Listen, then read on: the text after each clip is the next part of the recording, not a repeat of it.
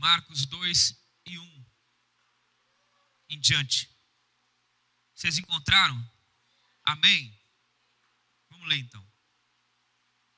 E alguns dias depois, entrou outra vez em Cafarnaum e soube-se que estava em casa. E logo se ajuntaram tantos que nem ainda nos lugares junto à porta cabiam. E anunciava-lhes a palavra. E vieram ter com ele, conduzindo um paralítico trazido por 4. E não podendo aproximar-se dele por causa da multidão, descobriram o telhado onde estava. E fazendo um buraco, deixaram o leito em que jazia o paralítico. E Jesus, vendo a fé deles, disse ao paralítico: Filho, perdoados estão os teus pecados. E estavam ali assentados alguns dos escribas que arrazoavam em seus corações, dizendo: Por que diz este assim blasfêmias? Quem pode perdoar pecados, senão só Deus? E Jesus, conhecendo logo em seu espírito que assim arrazoavam entre si, lhes disse: Por que arrazoais sobre estas coisas em vossos corações? Qual é mais fácil? Dizer ao paralítico: estão perdoados os teus pecados, ou dizer-lhe: levanta e toma o teu leito e anda? Ora, para que saibais que o Filho do Homem tem na terra poder para perdoar pecados, disse ao paralítico: a ti te digo, levanta-te, toma o teu leito e vai para a tua casa. E levantou-se o paralítico, tomando logo o leito, saiu na presença de todos, de sorte que todos se admiraram e glorificaram a Deus, dizendo: nunca vimos tal coisa. Amém? Nós estamos hoje, gente, no penúltimo domingo do mês. Domingo que vem é dia de culto com vida, onde nós traremos os nossos familiares, os nossos amigos, pessoas que a gente quer bem. Nós traremos para a igreja. Com que intenção? A intenção de fazer valer aquilo que a gente diz acreditar. Eu não acredito, como eu disse domingo passado, eu não acredito que alguém realmente entenda, realmente goste do que nós fazemos aqui e do que Deus faz nas nossas vidas aqui. Eu acho impossível alguém que sinta realmente o agir de Deus não queira falar isso para alguém, não queira que outros experimentem o que ele experimenta, o que ela experimenta. Se nós não temos vontade de fazer as pessoas, convidar as pessoas para experimentar o que a gente está experimentando aqui e experimenta desde quando nós aceitamos Jesus, as coisas que aconteceram com a gente, as bênçãos que aconteceram com a gente, os livramentos que nós tivemos, a mudança de mentalidade, a mudança da família, a mudança de tudo. Se nós que experimentamos isso não temos vontade de que outras pessoas também experimentem, ou nós não enxergamos o Evangelho como uma alternativa, e na verdade a única alternativa para aquele que sofre perto de nós, então há algum problema com o nosso conceito de fé em Cristo Jesus. Porque quando nós temos fé no Cristo crucificado e ressurreto, e nós cremos que por causa da sua morte, nós fomos salvos do inferno e fomos conduzidos a um lugar, ao céu, junto dele, e cremos que ele está lá preparando o lugar para nós, como diz a palavra. Se nós cremos realmente nisso, e cremos de fato e de verdade, nós queremos que pessoas conheçam o que a gente conheceu. Senão, o efeito que causa em nós não está sendo muito bom. Então, o culto convida, que é o último do mês, é o dia de convidar as pessoas para conhecer a nossa igreja. Convidar com força, com ímpeto. A palavra diz como que alguém arrebata alguém do fogo. Da mesma forma como a gente arrebataria alguém de um incêndio. É a mesma maneira que a gente precisa arrebatar as pessoas desse mundo cruel, esse mundo mau. E trazer elas não para a igreja, mas para o conhecimento de Jesus, aquele que a gente conheceu. Então hoje é o penúltimo dia, domingo que vem é o dia de missão. Todos nós estaremos em missão. Quando nós lemos essa palavra, esse texto, especificamente esse, A palavra fala que eles souberam, o povo soube, que Jesus estava em casa. A palavra mostra que Jesus tinha uma casa em Cafarnaum. Eles souberam, o povo soube que Jesus estava em casa. Hoje, Cafarnaum como cidade nem existe mais. Hoje o que existe como casa de Deus é a nossa vida. Sobretudo, quando a gente se junta e quando a gente se reúne no mesmo espírito, numa mesma fé, no mesmo coração, a palavra diz que ali Deus está. Jesus disse: onde estiver 2 ou 3, ali eu estarei. A palavra fala também em Salmos que o louvor é a casa, é a habitação de Deus. Então, a casa do Senhor hoje é quando a igreja se reúne e Jesus está. Então, eles souberam que Jesus estava na casa. Alguém falou para eles, para a cidade toda: ei pessoal, Jesus está em casa. Só o fato de eles falarem isso, que Jesus estava em casa, já causou um alvoroço na cidade toda. Porque a palavra vai deixar entre linhas, na verdade praticamente explícita, na primeira frase, que diz que alguns dias depois entrou outra vez em Cafarnaum, que era onde ele tinha uma casa. Ou seja, ele já tinha estado em Cafarnaum outras vezes. E agora, mais uma vez, Jesus está em Cafarnaum. Muitas pessoas, quando ele passou, estava lá, passando um tempo lá na sua casa, ou morando lá, muitas pessoas foram tocadas. Muitas pessoas foram abençoadas. E se ouviu falar das vezes que Jesus passou, das coisas que ele fez. O fato de as pessoas terem falado que Jesus fez, e Jesus foi embora. Quando Jesus volta, causa o alvoroço na cidade, porque Jesus voltou outra vez. Soube-se que ele estava em casa, e todos correram para lá, por conta do que Jesus fez. Agora, o que importa se Jesus está em casa? O que significa que Jesus está aqui? Qual o sentido? O que importa para nós, se ele está ou não? Para o mundo, o fato de Jesus estar aqui na igreja, estar entre nós, para o mundo, já não tem mais, já perdeu o sentido. As pessoas não correm mais atrás de Jesus. As pessoas não buscam mais Jesus. As pessoas, ao saberem que Jesus está aqui, já não causa mais alvoroço. Porque nós precisamos entender que o mesmo Jesus, que mais uma vez volta para Cafarnaum, aquele Jesus que volta para Cafarnaum, e causa o alvoroço na cidade, porque ele voltou, é o mesmo Jesus que está hoje entre nós. É o mesmo Jesus que está hoje aqui nessa igreja. Não há diferença, não há sombra de variação, não há nenhum milímetro, não há nada, nenhum milímetro de diferença, nenhum, do Jesus que entra em Cafarnaum e volta para sua casa, do Jesus que todos os dias que a igreja se reúne, está lá presente, igual, exatamente igual. É o mesmo. A diferença é o alvoroço. A diferença é o rebuliço que causa numa cidade como Cafarnaum, quando souberam que ele voltou, e a falta de alvoroço que há na nossa vida, na nossa igreja, na nossa família, quando nós sabemos que Jesus está ali. Não sei o que falta, talvez falte para nós o milagre, ou talvez falte para nós o conhecimento do milagre que já foi feito, e o anúncio do que foi feito por nossa vida, para que as pessoas queiram estar com a gente, para receber de Deus, receber de Jesus, a mesma coisa que a gente recebeu.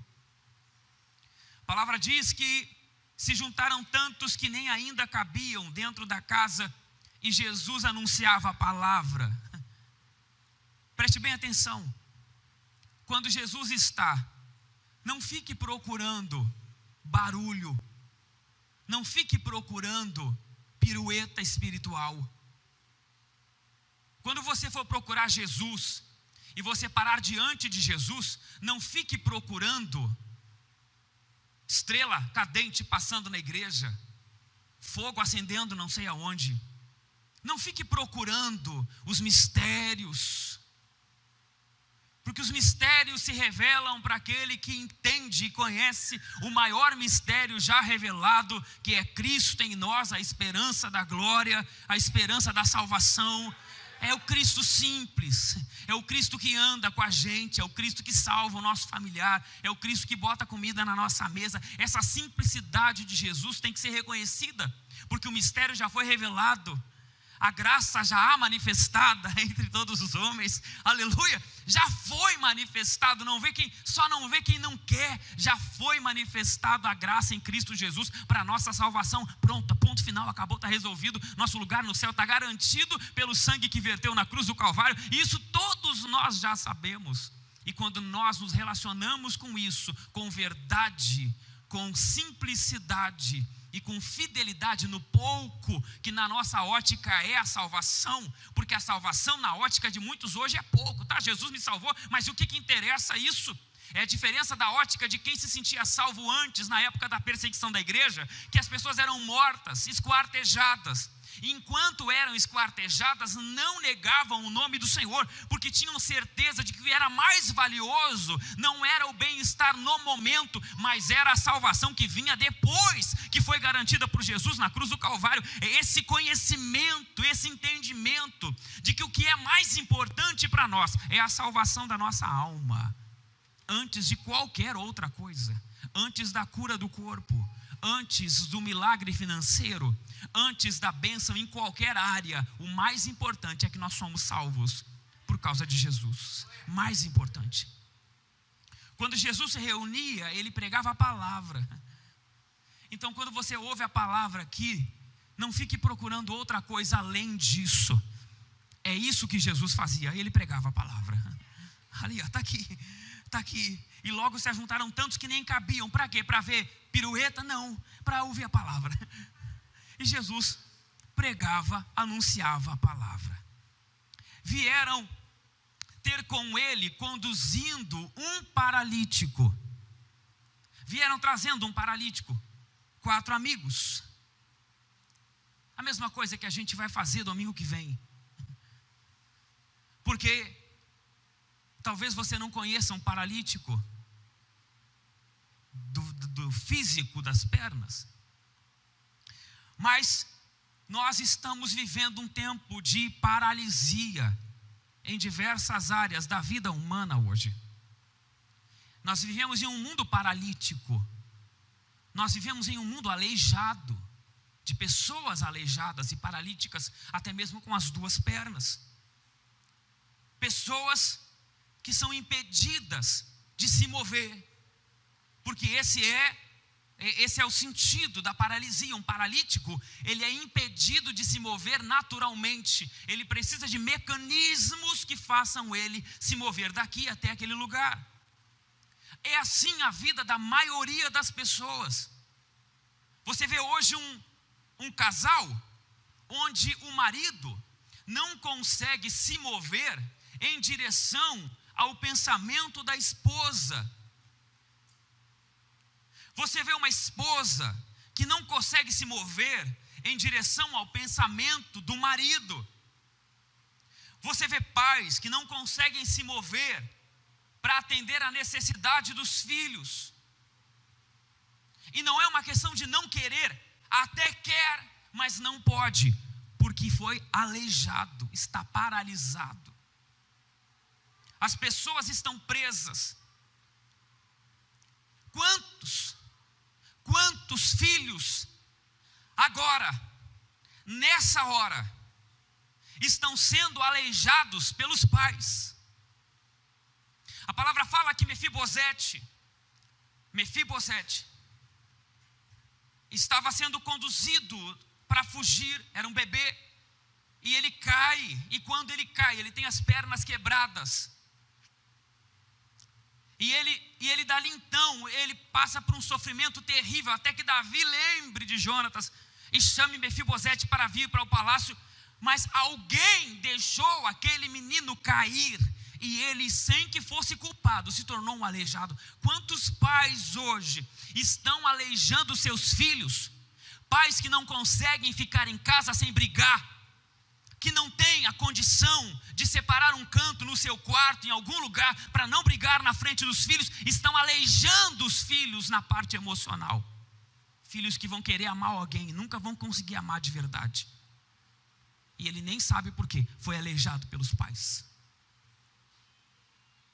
Quantos pais foram aleijados pelos filhos, que na altura dos seus 16 anos de idade, se achando alguém, 17, 15, se achando alguém, abre mão do carinho e da atenção e do cuidado do pai e da mãe, para poder andar com qualquer um, com qualquer uma na rua, que nunca fez uma vírgula por ele, deixando os pais andando por aí, como eu já vi mães tendo que morar na rua, para não matarem o seu filho, fazendo pais terem que se mudar de casa, pela ameaça de morte.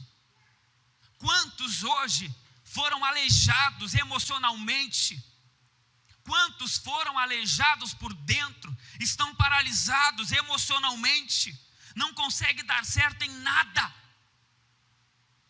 nada dá certo, tudo que colocam a mão dá problema, são tristes, deprimidos, pode estar na mesa do maior restaurante, comendo a comida mais cara, mas por dentro uma tristeza profunda, estão paralisados, são paralíticos, foram aleijados. Quantos foram aleijados espiritualmente, estão paralisados espiritualmente, não sentem mais a presença de Deus, não sentem mais.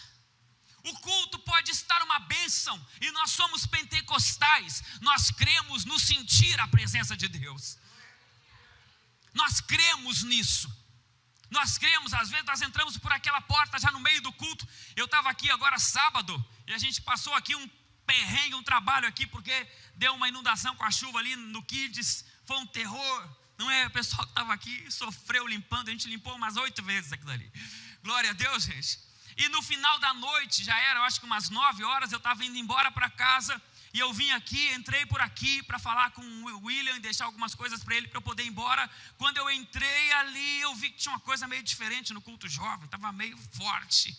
Na hora de eu ir embora, eu estou saindo ali, o culto estava tocado por Deus. A gente acredita nisso, faz falta para a gente sente arrepio sim, a gente sente o toque sim, a gente ouve a voz sim, a gente fala a língua estranha sim, a gente acredita no toque do Senhor e na presença manifestada na nossa vida de Deus, aleluia. Mas estão aleijados espiritualmente, o culto pode estar virado do avesso, ela não sente mais nada, não sai mais as línguas estranhas que antes saíam, não tem mais a alegria da salvação, não sai mais, está aleijada. Aí ele vai para casa e ele ora: Deus, o que aconteceu comigo, meu Deus? Eu não consigo. E ele acha que aquela oração vai resolver, mas só que ele não está machucado, está aleijado. Ele não foi arranhado, ele foi ferido, machucado. Às vezes até mesmo dentro de igrejas, pessoas estão sendo aleijadas espiritualmente, estão sendo quebradas as suas pernas espiritualmente. Na família, é impossível ter uma família feliz, é impossível. Tem pessoas que clamam, que oram, que pedem, procurando para ter uma família normal. Tem gente que o maior pedido da vida delas não é bênção, sucesso, não. Elas querem ter uma família normal. Elas querem ter uma família onde o pai se dá bem com a mãe, onde os filhos vivem em submissão ao pai, normal. Tem gente que ora, clama, pedindo por misericórdia a Deus para ter uma família. Deus, eu não quero nada. Eu não quero dinheiro, eu não quero coisa nenhuma, só me dá uma família normal, onde a gente se dê bem, onde os filhos se sujeitem aos pais, onde os pais se deem bem, onde não tem um problema.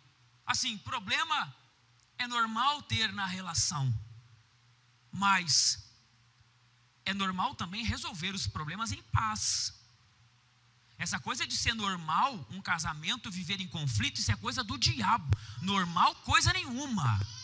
Normal coisa nenhuma. O casamento feito na presença de Deus é para ser um casamento de paz, onde todos os problemas que surgem e vão surgir até o mundo acabar. Onde houver um casamento vão surgir problemas, mas os problemas são resolvidos debaixo de paz. Eu fico às vezes assustado com pessoas pedindo outras coisas e não tem nem a paz em casa, sendo que o Senhor Jesus ensinou a gente, a primeira coisa que a gente fazer quando encontrar alguém é dizer a paz do Senhor. A primeira coisa. A minha paz vos dou, não é isso que Jesus fala? Não a paz que o mundo dá. Então ele já deu a paz, não tem quem quer, não tem quem não quer, não tem. Então, famílias às vezes estão pedindo apenas o normal, não querem nada além disso não. Às vezes perdeu uma oportunidade, e por causa daquilo surgiram coisas. Nós vivemos em um mundo aleijado. As pessoas estão aleijadas, paralíticas, paralisadas. É normal a gente às vezes ter que empurrar alguém para ser feliz. Ah, Felipe, como? Um antidepressivo é a cadeira de rodas de um aleijado emocional. Ele não consegue sorrir sem antidepressivo. Assim como um aleijado não consegue, um paralítico não consegue andar sem uma cadeira de rodas.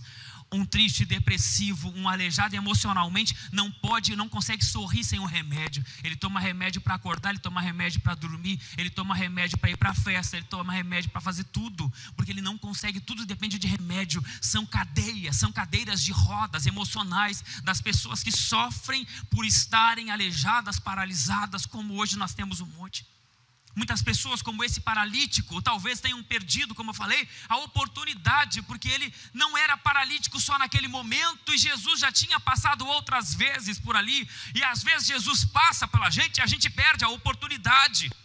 Às vezes é falado porque a coisa mais terrível do homem e da mulher é a sua autossuficiência. A pior desgraça da gente é a autossuficiência, é a gente achar que a gente pode. A gente acha, um exemplo agora eu estava conversando com um amigo meu, um exemplo foi essa pandemia, esses 6 meses que teve, 6, 7 meses que teve de auxílio. Ele tem um mercadinho ali perto da minha casa, e a gente conversando sobre a crise, que agora como ia ficar sem o auxílio, e ele dizendo, olha, é impressionante, porque o ano passado eu comprei alguma quantidade de refri de segunda qualidade, e esse ano eu comprei mais, porque era época de pandemia, então eu comprei bem mais refrigerante de segunda qualidade, e estão lá todos intactos, não vendi quase nenhum, eu só vendi Coca-Cola, a R$9. Sabe por quê? Porque a gente, quando tem só um pouquinho assim, ó, é só a gente ter um pouquinho assim, e a gente já não está nem aí, a gente já está bem. Vamos para a igreja? Para quê? Eu estou tomando Coca-Cola, comendo churrasco todo final de semana. A família está mais ou menos, tá bom, dá para ir. Entende? Aí Jesus está passando ali, e alguém diz, oi, Jesus nada. Eu não preciso de Jesus nada, estou bem. É que Coca-Cola, é refrigerante, é churrasco, a família está legalzinha, preciso de Jesus não. A gente é terrível. Aí quando bate lá no fundo e falta o dinheiro, e o mais ou menos fica péssimo, o que as pessoas fazem daí? E agora Jesus? Só que Jesus às vezes não está perto, porque Jesus nem sempre está perto. Mas Jesus está sempre à disposição. Ele está, mas a palavra fala que o meio de o Senhor Jesus agir no mundo é através da sua igreja, e aquele que convidou aquela vez, não convida de novo talvez. Porque já te convidou 8 vezes e tu não aceitou nenhuma. Já te convidou 10 vezes e tu não quis nenhuma. Até que tu diz assim, eu vou lá na tua igreja aquele dia. Sabe por que vem? Porque está mal. Quando estava bem não quis vir. A gente é autossuficiente. Esse paralítico perdeu a oportunidade. Porque Jesus já tinha passado por lá outras vezes. Só que agora ele sentiu a necessidade. E agora ele vai procurar Jesus. Aleluia. Mas ele não pode procurar sozinho, afinal de contas ele é um paralítico. Como eu acabei de falar, que está assim de paralíticos, que não conseguem mais sozinhos. A vida se encarregou de aleijá-los. A vida se encarregou de destruí-los. Tem pessoa que está completamente tetraplégica na sua vida emocional. Ela não tem mais vontade de nada. Você já percebeu a similaridade que tem essas coisas? Quantas vezes eu já ouvi de tetraplégicos pedirem a eutanásia? Quantos já pediram? Porque só mexem a cabeça e não aceitam, não admitem viver com aquela situação terrível. Então eles pedem a morte para não viverem daquele jeito. Assim são pessoas tetraplégicas emocionais. Elas andam, caminham do lado de você, sorriem às vezes do lado de você, mas a verdade é que por dentro elas estão destruídas. Só mexem um pouquinho, então elas preferem a morte do que viver daquele jeito. São tetraplégicos emocionais, que não têm força, que não conseguem levantar do seu lugar, que até gostariam de viver uma vida nova, mas não podem, não conseguem, não têm condições. Pessoas que você convida para ir na igreja, mas um convite não adianta. Esse homem não adiantava dizer, ô paralítico, Jesus está passando, diferente do cego, são situações diferentes. O cego, quando ouve falar, ele sai tateando, Jesus, Jesus, Jesus, Jesus, Jesus, filho de Davi, Jesus. E ele bate numa porta, ele bate na outra, ele bate na outra, daí não encontra Jesus, daqui a pouco ele bate numa porta e lá está Jesus. Aí a gente recebe pessoas assim às vezes aqui. Né, Raquel? Bate na porta, bate, até que encontra. É o cego de Jericó, que fica gritando, Jesus, filho de Davi, tem misericórdia de mim, até que ele encontra. O paralítico não consegue, porque mesmo que ele berre de onde ele estiver, Jesus pode estar longe demais. Aí os amigos olham para ele, os 4 amigos.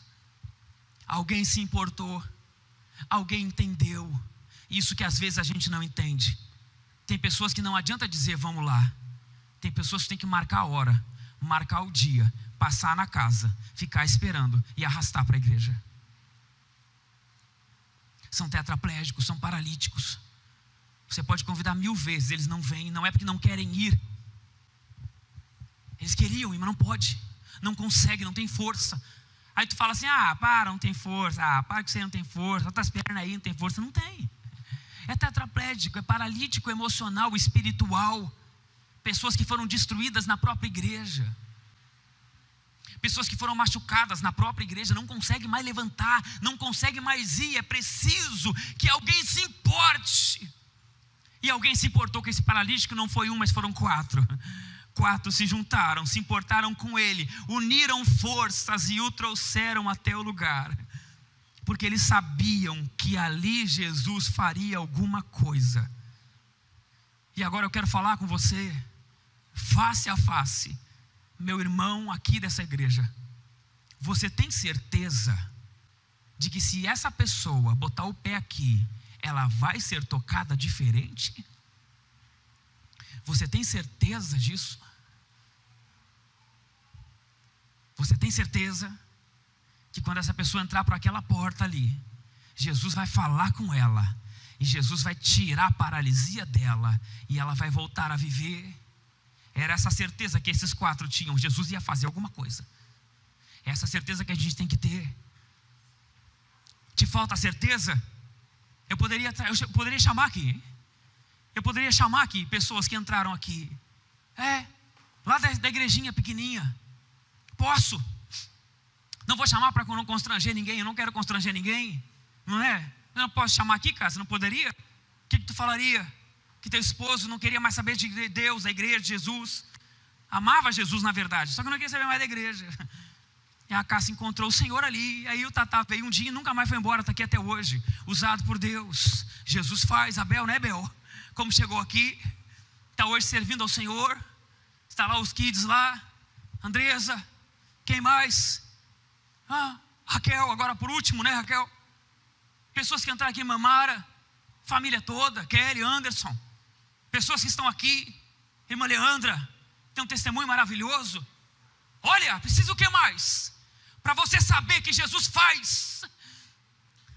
Precisa o que mais? Para você saber que nesse lugar Jesus faz as coisas acontecer. Jesus age nesse lugar. Ele é poderoso para agir nesse lugar.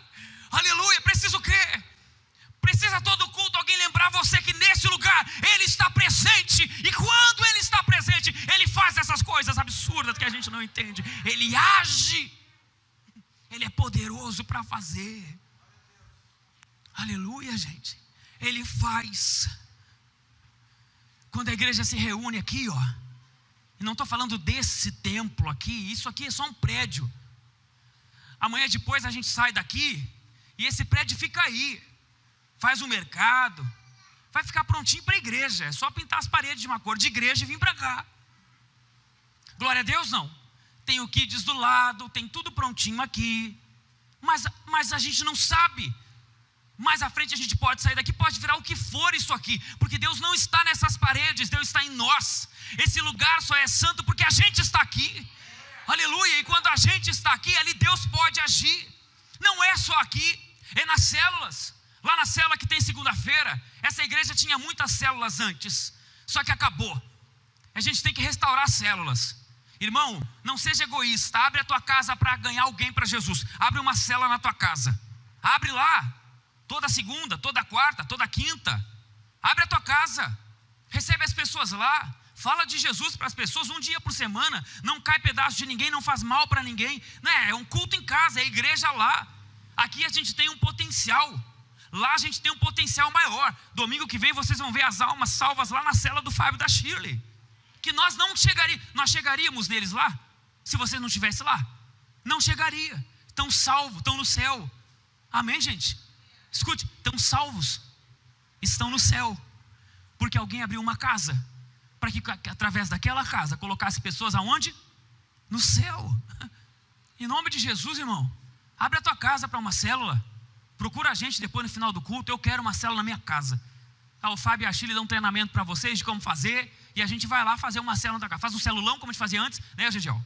Faz um celulão, leva todo mundo para lá, faz um celulão e deixa uma célula plantada lá. O Lucas foi ali de célula, Kathleen, quantas pessoas salvas através da vida deles. O Leandro e a Letícia foram alcançados através de uma célula também, de um culto em casa.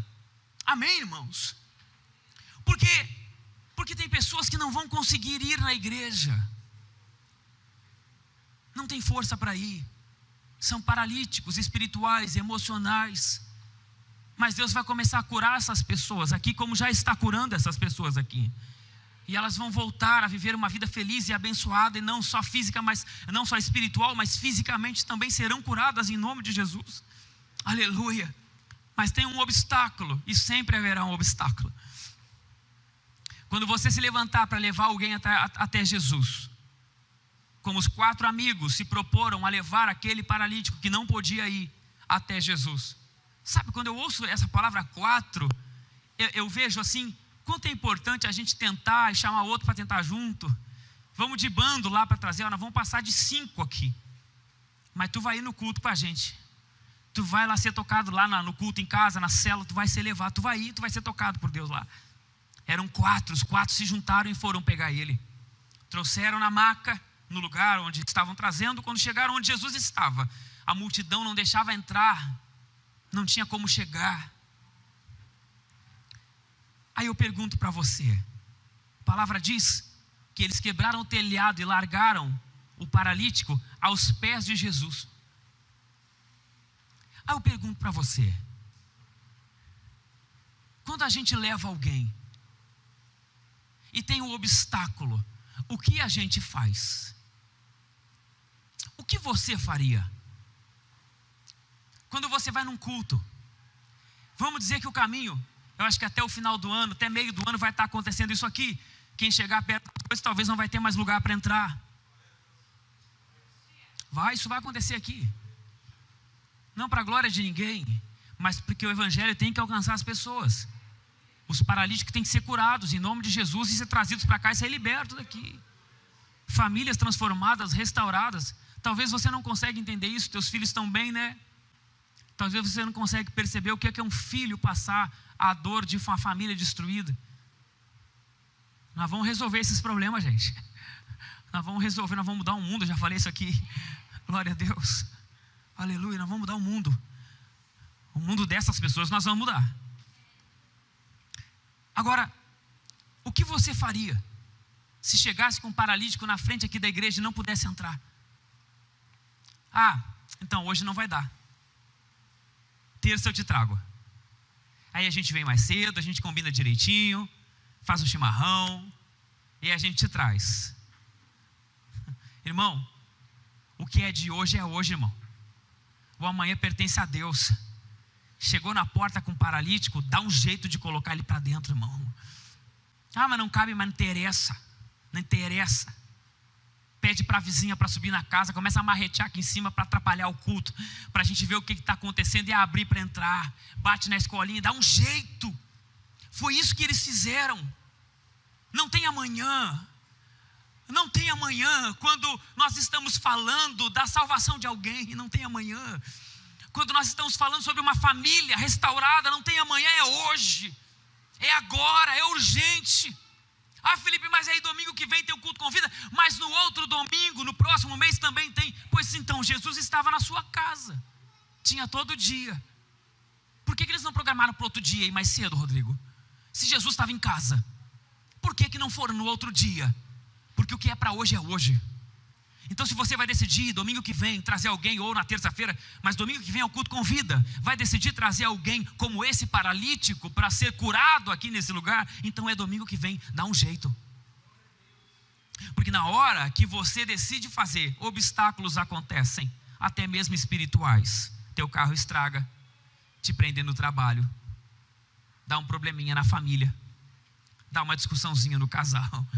Ô casal, tá amarrado, gente. Dá um probleminha lá. Não vou mais. Ô fulano, outro dia a gente vai. Os obstáculos. Mas tem que superar os obstáculos. O filho adoeceu na hora de vir para o culto. Irmão, é espiritual. Agarra ele, bota embaixo do braço, enfia uma aspirina na boca dele e traz para a igreja. Glória a Deus, não.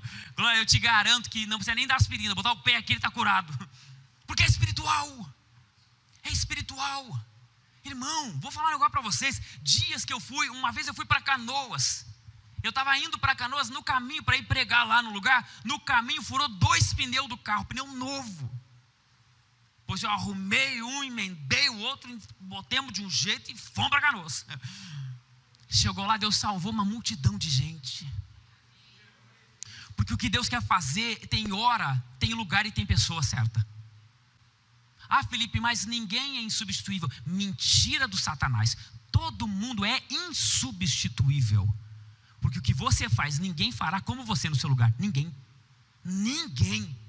Então não fica nessa aí, se eu não fizer o outro faz. Mentira, vai ser cobrado de ti por tu não ter feito. Porque o que Deus colocou na tua mão é para tu fazer, não para o outro. Todo mundo é insubstituível. Ninguém faz o que você faria. Ninguém faz. É você. É com você. Aleluia, gente. Então, há obstáculos na hora de trazer pessoas paralíticas para a presença de Jesus. Mas eles foram para cima, eles quebraram o telhado e largaram o paralítico na frente. Aleluia, na frente de Jesus. Irmãos, a convicção define a nossa vida. A convicção em Deus define. É aquilo que eu falei esses dias. Estava uma senhora, eu falei aqui, eu acho que eu falei. Estava uma senhora, todo domingo, eu acho que eu falei, pô. Aleluia, estava uma senhora e um malabarista atravessando 2 prédios e ele disse para ela: senhora, a senhora acredita que eu atravesso esses prédios? E ela diz: acredito. Lógico que eu acredito. E ele atravessou para lá. E ele olhou de lá para cá e falou: senhora, a senhora acredita que eu atravesso de volta? E ela disse: acredito. E ele atravessou de volta. Aí ele chegou: senhora, a senhora acredita que eu atravesso num pé só? E ela diz: acredito. E ele foi num pé só. E ele disse do outro lado: a senhora acredita que eu volto num pé só? Acredito. E ele voltou num pé só. E ele disse para ela: a senhora acredita que eu levo alguém no colo? E ela: acredito, claro que eu acredito. Então vem no meu colo. Não, aí não. A gente acredita até que nos envolva. Você acredita que o Senhor Jesus salva vidas? Então você vai deixar aquelas que você conhece morrer? Ou você não acredita de verdade? Você acredita mesmo que Jesus tem o poder de salvar uma vida? Então você não vai deixar ninguém no caminho. Então você vai passar por ela. Ela está morrendo, está indo para o inferno. Você acredita que ele salva? Você vai olhar para ela e fazer assim: aí tudo bem, vai embora? É isso que você vai fazer? Peguei vocês, né? Peguei nós tudo, gente. Porque essa é a verdade.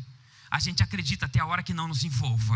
A hora que envolve a gente tira o campo, tira o time de campo e sai fora. Não foi isso que eles fizeram. A convicção define. Porque se a gente é convicto que ele faz, olha o que é interessante na sequência da palavra. Eu vou adiantar um pouco aqui, que quando Jesus olha os amigos, os 4 amigos descendo o paralítico, o que Jesus fala? A palavra diz que ele olhou para os amigos e disse: olha, esses amigos têm fé, hein? Ele não falou do paralítico, ele falou dos amigos. Esses amigos têm fé. Sabe o que é fé, irmão? É convicção. Fé é convicção. Como é que está a tua vida? Ah, minha vida está ruim. Vem cá, eu vou te levar num lugar aqui. Aí o que vai acontecer? Fica frio. Se mete, não te mete, só vem comigo. Confia em mim? Confia, então vem comigo. Foi o que eles falaram para o paralítico foi curado. É isso que a gente tem que fazer. Vamos para o lugar comigo? Vamos, bora. Então vamos, a gente traz para cá. E quando chega aqui é transformado pelo poder do Senhor. Convicção, gente. Falta convicção no povo de Deus. Está faltando convicção do céu no povo de Deus. O povo de Deus, até os que pregam, estão amontoando tesouros na terra. Aleluia. Os que pregam, os que cantam, os que deveriam dar o exemplo de não apego. Não estou falando sobre largar tudo. É viver uma vida razoavelmente bem, mas não apegada e juntando tesouros na terra, onde a traça e a ferrugem corrói, mas juntando tesouros no céu, e usando todo o recurso que a gente tiver na terra, para juntar esses tesouros no céu. Essa é a verdade daquele que é convicto daquilo que vive. Convicção define. A convicção define se a pessoa vem ou não vem. Aleluia, você chega lá com a pessoa, é diferente. Irmão, é diferente, irmão.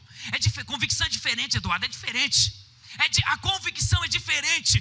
Porque tu chega lá e fala assim: ah, então, vamos na minha igreja? Ah, não vou, tá, beleza, vou lá, até amanhã, tchau. Falou. O convicto não. O convicto, quando ele chega no olho dele, irmão, aleluia, no olho dele é diferente. O convicto é diferente. Ele fala assim: eu conheci um lugar, cara. Eu conheci um lugar, tu tem que saber.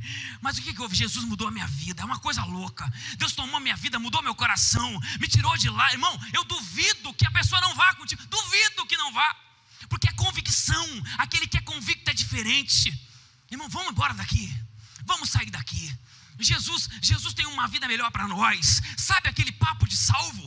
Sabe aquele assunto de salvo, de crente salvo? Aquele que sabe que essa terra está indo para o pior, que essa terra está se acabando. Mas quando a nossa vida acabar, e logo logo acaba, a gente tem um lugar no céu preparado por Jesus. Essa convicção de que o nosso lugar não é aqui, o nosso lugar é no céu. Nós somos de Deus, não somos desse mundo. Nós somos dele e ele é nosso. Glória a Deus. Essa convicção. Na hora da tristeza, da angústia, do sofrimento, essa convicção arranca no mais profundo da depressão qualquer um. Ah, Felipe, mas tu não sabe o que aconteceu comigo. Meu parente, meu marido me deixou. Meus filhos não sei o quê. Eu te peguei uma doença. Deixa eu falar para você. John Hus, na fogueira para ser queimado. Aleluia. E diziam para ele: nega Jesus, só acende uma velhinha aí para outro Deus. E ele disse: não posso fazer. Teve outro, Eusébio de Cesareia, conta, se não me engano é ele mesmo, conta que disseram nega Jesus e ele diz assim, na minha vida toda ele foi fiel comigo. Na minha vida toda ele cuidou de mim. Como é que pode agora na hora da morte eu negar ele? Taca fogo. Taca fogo. Não nego. Não tem como. Sabe o que é isso, irmão? É convicção. A convicção arrebata as pessoas. Foi a convicção de Estevão que eu preguei domingo passado, olhando sendo apedrejado, e olhar e dizer, pai, perdoa eles, pai. Eles não sabem o que estão fazendo. Isso é convicção, irmão. Isso é convicção. Aí eu estou triste, angustiado, problema, dificuldade. Mas qual é o teu lugar? Irmão, meu lugar é o céu. Posso passar por sofrimento aqui, mas eu estou indo para lá, Ele está me esperando, aleluia. A palavra diz, eu vou pregar de novo, eu vou pregar, o mês que vem, eu vou pregar Hebreus capítulo 11, quando vira para o 12, ele fala assim, portanto nós que estamos rodeados de uma tão grande nuvem de testemunhas, corramos com perseverança a carreira que nos está proposta. Sabe o que é? A gente quando olha a palavra falando sobre uma nuvem tão grande de testemunhas, acha que é as pessoas na volta. Que as pessoas que estão perto da gente são testemunhas do que a gente está vivendo. Não é. Não é, porque Hebreus 11 conta histórias de pessoas, mulheres, por exemplo, que perderam seus maridos, foram mortos os seus maridos e elas não negaram a fé. A palavra mostra de homens que foram cerrados ao meio e não negaram a fé. Ela mostra histórias de homens que alcançaram o sucesso e não negaram a fé, porque você vai ver que sucesso também tira a fé da gente. O sucesso é perigoso, tão perigoso quanto a perseguição é o sucesso. O sucesso afasta da fé. O sucesso coloca o homem no centro e aí derruba tudo. Porque a hora que o homem se coloca no centro, acabou a história. Acabou a história. Vira a história da carochinha, vira manipulação de pessoas através de um livro religioso. Só isso aí. Agora, Hebreus 11 conta histórias de fracasso e de sucesso na ótica humana de pessoas que não negaram o Senhor. E no final ele fala assim, portanto nós que estamos rodeados dessa nuvem de testemunhas, sabe o que é, irmão? É quando tu está lá cansado, desanimado, triste, louco para desanimar. Aí o Senhor traz alguém que foi cerrado ao meio, que foi machucado, que foi ferido, que foi queimado vivo, e ele fala assim, ó, bora, vamos, vai que vai dar. Olha o que eu passei aqui, ó, vai que dá, vai, não desiste. Uma testemunha, nós que estamos cercados de uma tão grande nuvem de testemunhas que não deixam a gente parar. Ah, Felipe, mas eu estou há tanto tempo, mas estou com dificuldade. Mas olha a nuvem de testemunhas dizendo, vai, bora. Olha o vovô que orou até morrer, aleluia, olha as marcas do joelho na casa do teu avô, da tua avó que era de Deus, dizendo para ti, vai meu filho, vai minha filha, não desiste, não para, não é a hora, olha para mim, eu venci, glória a Deus, igreja. É uma nuvem de testemunhas que não deixam a gente parar, que passaram por um sofrimento maiores do que o nosso. Estão atrás da gente dizendo assim, ó, bora, vamos, eu consegui, olha minhas marcas. O próprio Cristo está atrás da gente dizendo, vamos, tem de bom ânimo, eu venci o mundo, bora, vamos. Irmão, não tem depressão, não tem tristeza, porque a palavra fala que diante do Senhor até a tristeza salta de alegria. Eu fico imaginando, aleluia, porque a palavra para mim, irmão, para mim a palavra é verdade sempre. Eu fico imaginando aquela tristeza dentro da gente fazendo assim, ó,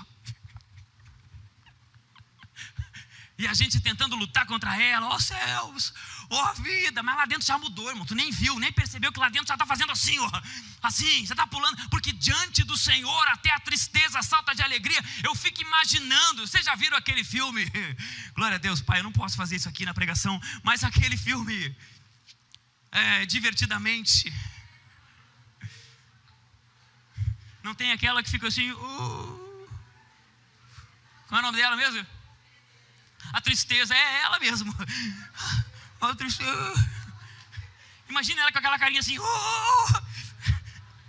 dentro da gente, na presença de Deus, até a tristeza salta de alegria, irmão. Até a tristeza salta de alegria na presença dele. É isso, mas tem que ter convicção. Convicção. Não tem como ser crente sem ter convicção, porque tu acredita num Deus que tu não vê. Tem que ter convicção. Tu fala com ele, irmão, sozinho. Tu fala com ele de manhã. Tem gente que passa 2 horas falando com ele, 3 horas falando com ele. Tu pega do teu dinheiro e dá para que a obra dele alcance outras pessoas. Tem que ter convicção, senão não consegue se manter nele. Tem gente que perde a vida por amor a ele. Tem gente sendo morta por aí nos países perseguidos, sendo morto por amor a ele.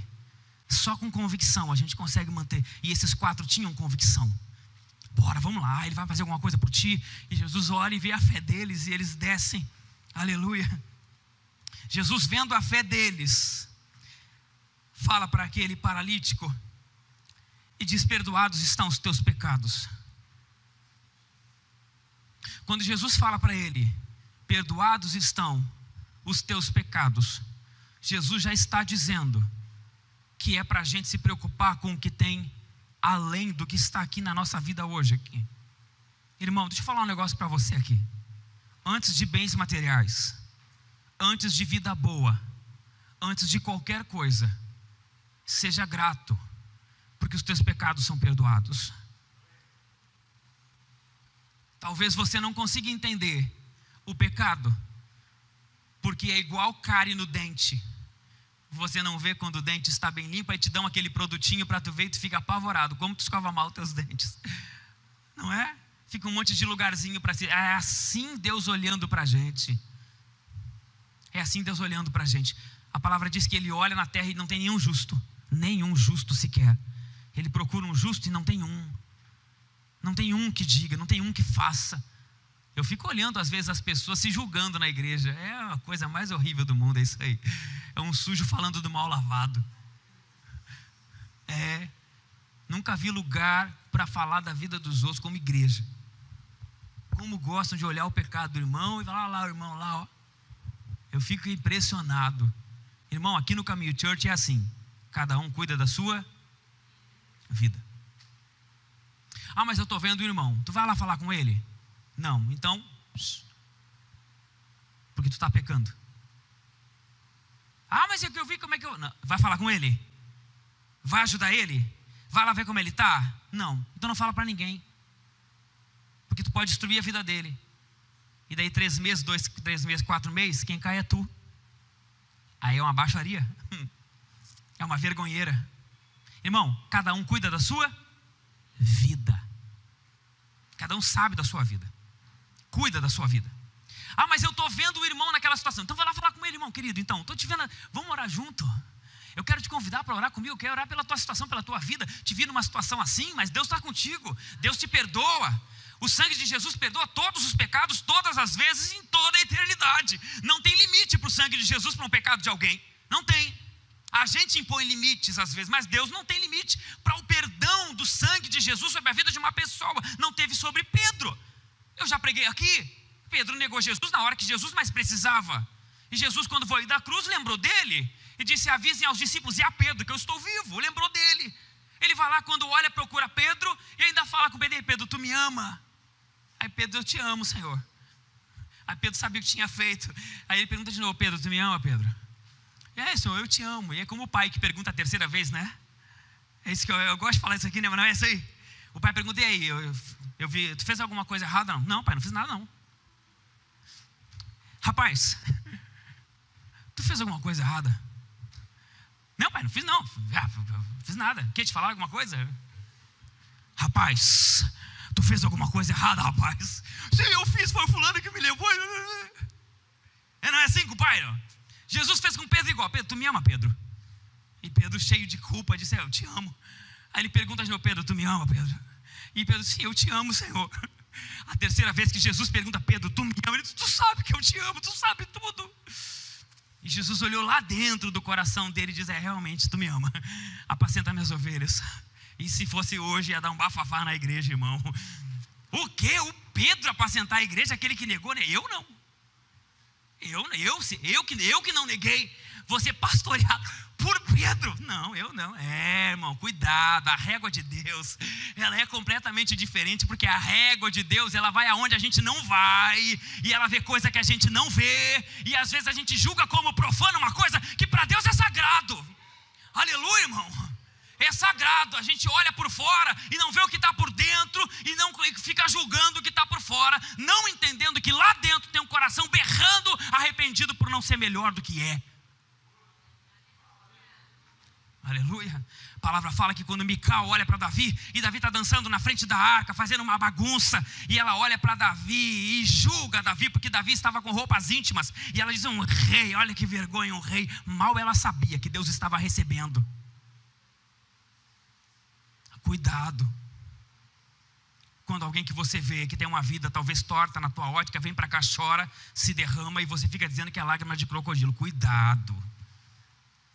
Porque Mical ficou estéril e nunca mais teve filhos. E nós vivemos uma geração de crentes estéreis.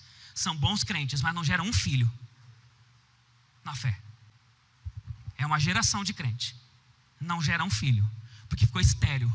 Porque em vez de cuidar da sua vida, foi olhar para a vida dos outros. Cuida da tua vida. Amém, irmão? E se vê alguém mal, vai ter com ele, vai orar com ele, vai fazer alguma coisa para ajudar a vida desse irmão. Glória a Deus. Jesus viu a fé desses 4, e quando desceu ele, Jesus disse: perdoados estão os teus pecados, porque isso é o mais importante de tudo. Jesus pode hoje curar as tuas enfermidades, mas se você não for perdoado dos teus pecados, não adianta nada. Tu fica na terra, bem, com dinheiro, com recurso, bem de saúde, fica na terra, enquanto nós vamos com os nossos probleminhas para o céu. Porque o que mais vale é o perdão dos pecados. Jesus, quando morreu na cruz, ele morreu na cruz para perdoar os nossos pecados, não para dar carro zero para a gente. Jesus não morreu na cruz para dar vida boa para nós, muito pelo contrário. O fato dele ter morrido na cruz por nós gerou depois um convite para que a gente morresse também com ele. Glória a Deus. Então a primeira certeza que a gente tem quando aceita Jesus é o quê? Que a gente vai morrer. Não é bênção. A primeira certeza que eu tenho quando aceito Jesus é que ele está me esperando na cruz. Ele: vem, filho, vem para a cruz comigo. Depois da cruz a gente reina, mas não reina antes da cruz. Glória a Deus, irmão. Nós somos abençoados só depois da cruz. Só tem bênção depois da cruz. A palavra fala que a bênção antes do tempo é maldição. Bênção antes, bênção para quem não foi para a cruz, dá na ótica dele a sensação de que ele está bem, quando na verdade ele está mal. Tem nome de que vive, mas está morto. Glória a Deus. Aleluia. Tem nome de que vive, mas está morto, porque não foi para a cruz. E aquele que não foi para a cruz pensa que está vivo, mas está morto. Aquele que foi para a cruz, os outros pensam que ele está morto, mas ele está vivo. Glória a Deus. Glória a Deus, gente. Eu fico olhando o mundo, olhando para nós. Esses mortos. O jovem, né? Não bebe, não fuma, não faz nada. É uns mortos. É, morto. Vai vendo. Quando virar o jogo para lá, irmão, a gente vai ver quem é que está vivo e quem está morto na real. E agora eu vou dizer para você, eu, com aspecto de morto, talvez para o mundo, eu tenho certeza de que quando ele romper as nuvens, eu vou estar com ele. E de mais a mais, o máximo que eu fiz foi viver uma vida normal. Não é? Normal, certinha, respeitando os outros, respeitando minha família, respeitando minha esposa, criando os meus filhos, indo na igreja, talvez ao invés de ir em outro lugar. Agora aquele que viveu aqui, curtiu aqui, fez tudo o que pôde, quando virar o jogo, irmão, pode acontecer a surpresa aquela de ter aproveitado a vida, e no final das contas, ou vocês acham que quando a vida acaba, quando a gente morre? Não, aquele que espera só nessa vida, a palavra fala, falei domingo passado, coitado, é um miserável, porque Deus espera a gente do outro lado. É lá que é o lugar. Glória a Deus, gente. A vida tem sentido quando a gente espera o céu. Eles tinham convicção, trouxeram, e Jesus perdoou os pecados dele, e os fariseus ficaram loucos. Como pode perdoar pecados? Como pode? Quem é tu para perdoar pecados? Está blasfemando. Aí Jesus faz uma coisa que eu acho fantástica. Para que creiais, para que creiais, para que creiais, está aqui no final, aleluia. Ora, para que saibas que o Filho do Homem, glória a Deus, tem na terra poder para perdoar os pecados. O 10, 2 e 10. O 11, a ti te digo, levanta, toma o teu leito e vai para a tua casa. Vocês estão entendendo? Sabe o que você é? Quando você chega com a vida, com problemas aqui nessa igreja. Quando você chega doente, emocional, espiritual, fisicamente nessa igreja. E Deus age na tua vida e te cura, e te restaura, e te resgata. Sabe o que Deus está fazendo? Está levantando você como um estandarte. Levantando você para mostrar para todo mundo que Ele tem o poder o quê? Para fazer isso? Não. Para mostrar para todo mundo que Ele tem o poder de perdoar pecados. Para que todo mundo creia que Ele é Deus. Irmãos, escute uma coisa. Nós não podemos nos relacionar com o nosso Deus apenas como um bom feitor. A gente às vezes se relaciona com Deus como se Deus fosse um banco, como se Deus fosse apenas uma porta de socorro, como se Deus fosse alguém que nos dá aquilo que a gente tem falta. A gente fica negociando com Deus, achando que as nossas boas obras compram de Deus alguma coisa, ou garantem de Deus, é moeda de troca. Ou seja, eu fiz uma boa ação, ganhei uma moedinha, um selinho na testa, glória a Deus. Aí eu fiz uma boa ação, eu fui um bom menino, uma boa menina, um bom homem, uma boa mulher, e eu com essa boa ação, eu juntei cédulas eternas com Deus, e eu chego diante de Deus e tiro a mascara do bolso. E aí, Deus, vai me abençoar ou não vai? Deus não é assim, gente. Nós não fazemos boas ações para que Deus nos reconheça. Eu já preguei quando fiz a série de Efésios isso. Nós temos atitudes boas, não é para ter alguma coisa de Deus, é porque nós já temos dele, nós somos filhos dele, e por saber que somos filhos, nós andamos como um filho anda. Glória a Deus. É ao contrário, eu faço porque sou, não faço para ser. Eu não faço para ser reconhecido, eu não faço para ser amado, eu não faço para ser abençoado. Aleluia. Eu faço porque já fui abençoado. E porque eu já fui abençoado, então eu já faço.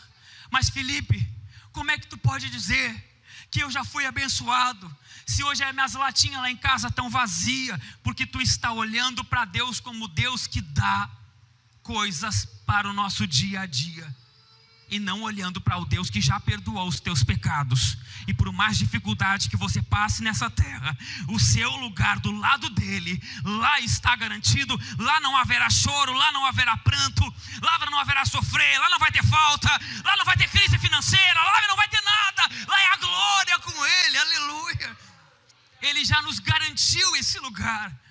E o dia que a gente perder isso, sabe o que vai acontecer? A gente vai ficar correndo atrás da bênção. Ai, me dá um carro, ai, me deu. Ah, tá bom, agora eu quero outra coisa. Ai, me dá um companheiro, ah, me deu. Ah, me dá uma companheira, ah, me deu. E nossa relação com Deus vai sendo dá e faz. Não, Ele já fez. Ele já perdoou os nossos pecados. Então a gente já parte do positivo. Eu já fui abençoado. Ele já perdoou os meus pecados. A igreja, vamos restaurar isso na nossa vida em nome de Jesus. A consciência de que Ele já perdoou os nossos pecados. Já estava bom assim. Já estava bom assim. Tendo os nossos pecados perdoados, já estava bom. Mas Ele só não perdoa os nossos pecados. Ele vem na nossa dor.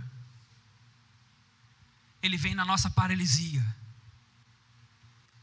Ele olha a fé da gente para nós e olha a fé da gente em relação àqueles que a gente traz aqui, ou no culto caseiro, na célula, ou em algum lugar onde a igreja está reunida. Ele olha a nossa fé, e por causa da nossa fé, Ele age. Ele age. É por causa da nossa fé que Ele age, porque a palavra fala que teve uma vez que Jesus não pôde operar milagres, porque havia falta de fé. A falta de fé retém o milagre. E a abundância de fé alimenta, estimula, libera o milagre. Por isso que Jesus diz para a maioria das pessoas: vá em paz, a tua fé te salvou.